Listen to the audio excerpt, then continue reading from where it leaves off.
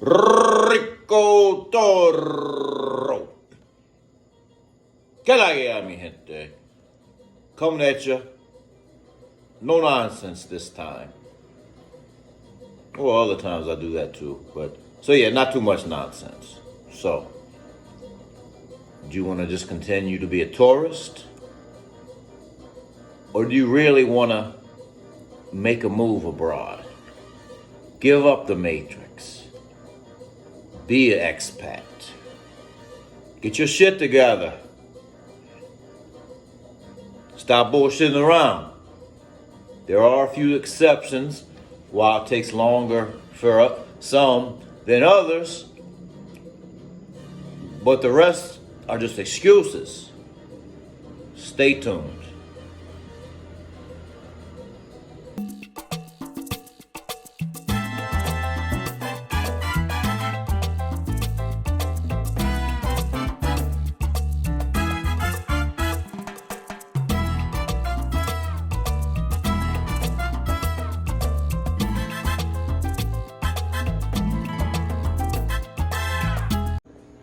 Thanks to those that have subscribed already for all your support.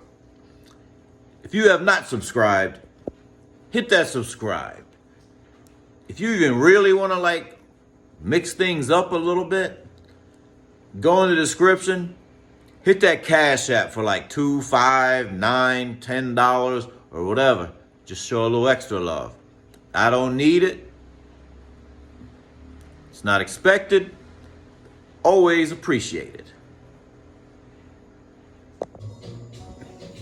So, you decided or been pondering or pretty sure that you want to leave the United States, Europe, Canada, etc., for retirement or just to pursue your best life overseas.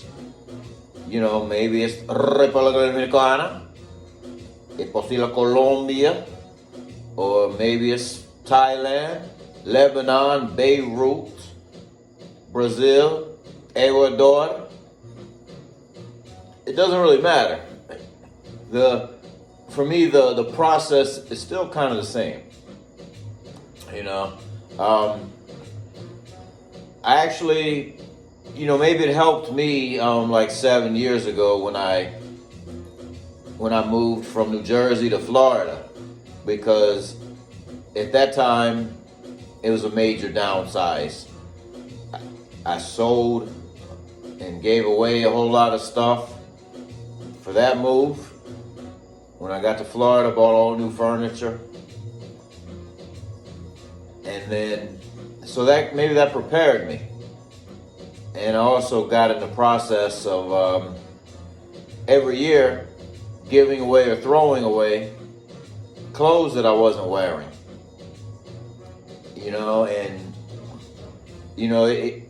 A process begins to take place mentally and a little bit emotionally, where you start realizing that you're not just changing your address or your zip code, you're making a life change. And on one hand, it can be frightening, but on the other hand, quite liberating, and so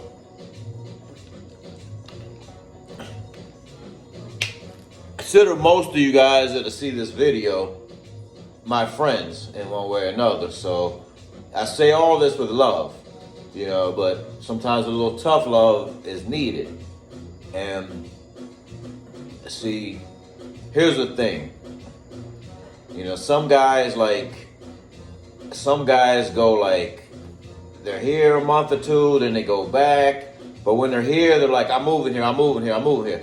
But then they go back and they're like, oh man, I have so much to do, so much to take care of, blah, blah, blah. And, sometimes a lot of that is real simple. Sell cars you don't drive if you have too many cars. Find a tenant if you have a house that you want to keep. Find a tenant, rent it out. even get a property manager to handle that for you. Just basically get rid of stuff you don't need or stuff you don't want. It's just stuff. One thing about living abroad, you start realizing that a lot of things are just clutter at a certain point. They have no real use. You have really an unnecessary emotional attachment to material things. And for instance, little small stuff. I mean, I went from like probably 40, 50 pairs of shoes down to like 10 as part of the preparation. But am I really gonna miss like some kicks or some loafers or whatever that I hardly wore? Anyways, not really. No, it's just stuff. And here's the thing too, it's like, all right, here are the exceptions. If you have like children, you have a son or daughter that, you're waiting for them to graduate high school or a special occasion that you want to be there for, that's a very good reason. I'm realistic and understanding. I can see why you want to wait to move abroad, till they, turn that page, close that chapter, and start, the rest of their life. Or if, you do have a business stateside that you can't operate so well abroad, that you do feel the need, like you have to stack a little more long-term paper before making any big moves. I can understand that. And there's other factors that are legit reasons. However, if you're paying a lot of bills in the States for stuff that you can part with, that's money. Your cost of living overall goes down quite a bit. And that's the thing a lot of people don't realize. They don't think of it that way. They think like, well, I got to go back to the States because, I got all these bills and things or whatever. But if you're not there, do you still have them same bills? Well, for some things you do. Like I'm still paying an old student loan. So some things you do. However, sometimes it's just a matter of like downsizing and getting rid of things. I used a website or an app called OfferUp. It's kind of like Facebook Marketplace. That's how I sold off a lot of stuff. I sold like a $300 part of a $300 surround sound system. I had a long time. $300 is not a lot of money for surround system now, but I sold that for like $25 just because I couldn't take it with me, and that's how you have to look at it. So, these guys, and some of them, like, I understand the need to stay there for business planning, and sometimes you might, be waiting for that full retirement or whatever to cash out. But if it's not family needing to be there for like certain sentimental times with family, certain business there, or needing to,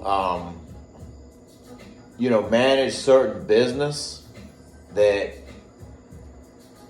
actually, the income from that business,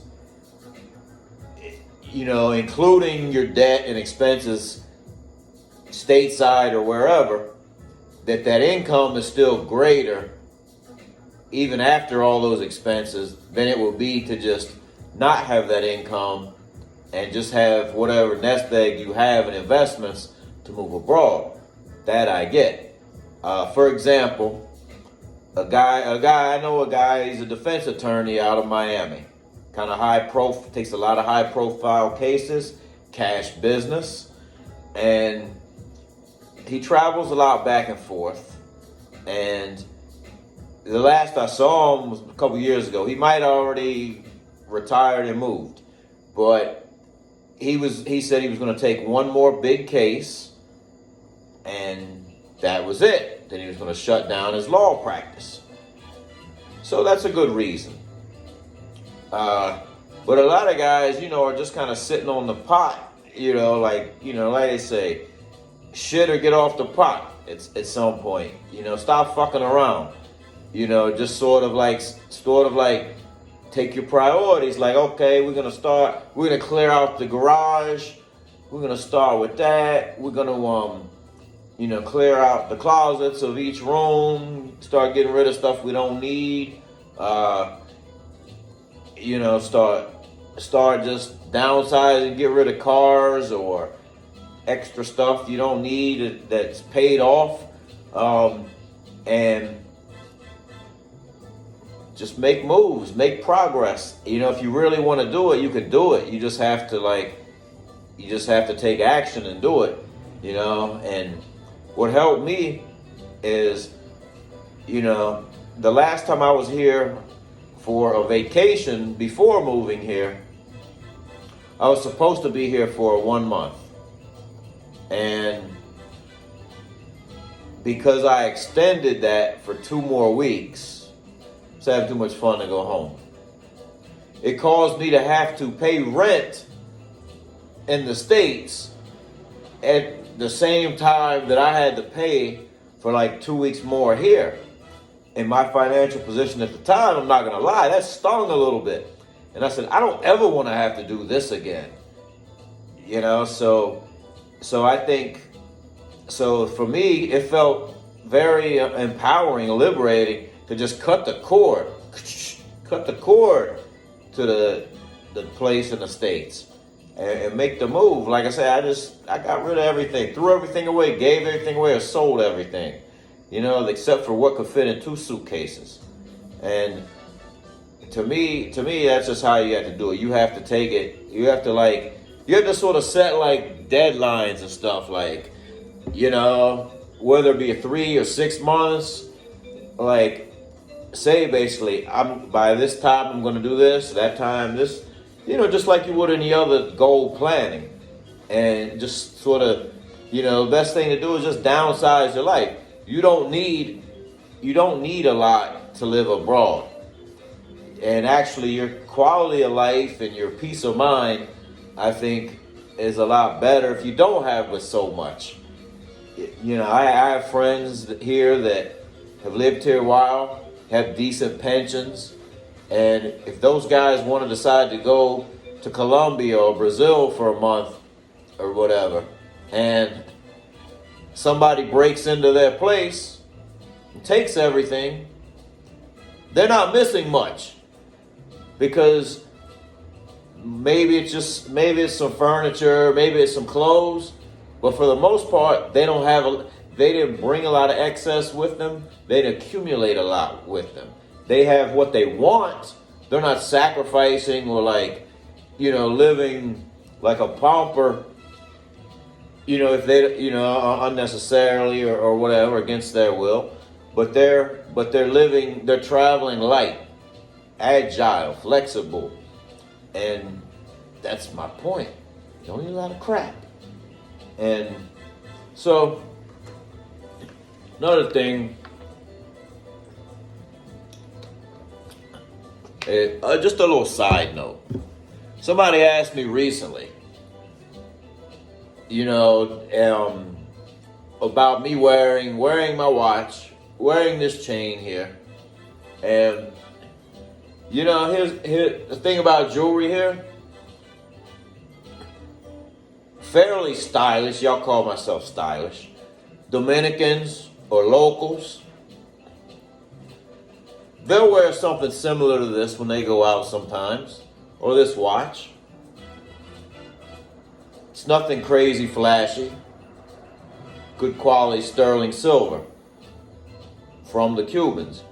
So, but the stuff that I wore like when I was in my 30s, most of that time married, diamond encrusted, watch and a ring or two and platinum. I wouldn't wear that stuff here. My pops is wearing my watch. He wears it at church, and when he has meetings where he has to send for people and things. But the other stuff I got rid of because everything has its time, its moment. So my moment of needing that stuff or wanting that stuff passed, and it no longer was it wasn't very that sentimental. The flash wasn't sentimental, but the simplistic stuff that I wear is sentimental. There's a meaning behind it all. So enough on the jewelry. So point is, you have a lot of stuff, a lot of flash or whatever. Leave your best stuff at home. Wear something that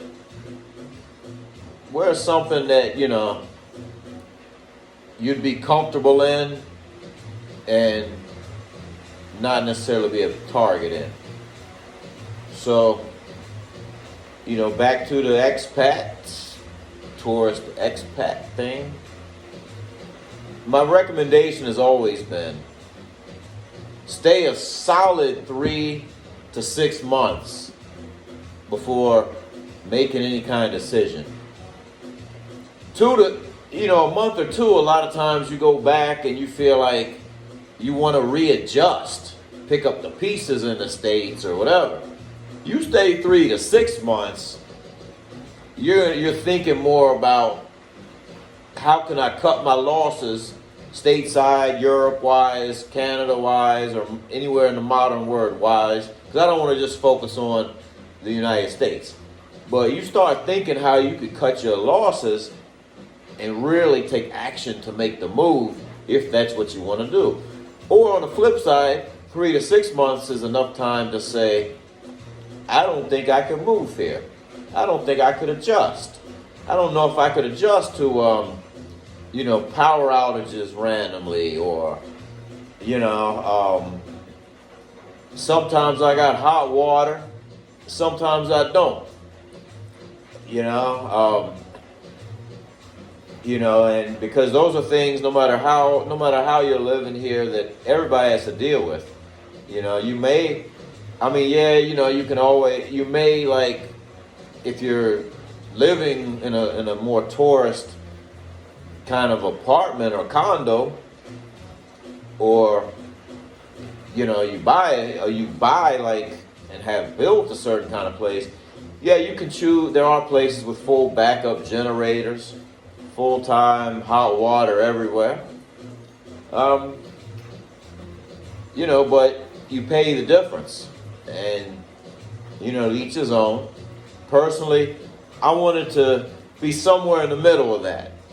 I want to have some hot water for a shower. I wanted to have some backup power so I could still work. So I got an inverter, and I wanted to have a pool. So like I say, I'm not living completely local. I will advise those that are looking to work remotely. That is a question you do want to ask is, does the apartment come with a backup generator or just an inverter? And exactly what parts of the place, what things work off the inverter? Because sometimes the refrigerator doesn't work. The air conditioner never works off an inverter. Some places, like my place, the lights all work, but I don't have electricity to all the outlets in the apartment. Just the outlet in my bedroom where the TV is, which I run like extension cords to my computer when I'm in that predicament. So that's another question, something to think about for those guys working remote that looking to do so abroad. So anyways, I've talked long enough. So y'all get it, man. Either decide you're going to continue to be a tourist, or you're going to take the leap and be an expat. You're going to get your shit together, stop messing around, put the wheels in motion, and take that leap and join the rest of us here. Cut the cord out of the matrix.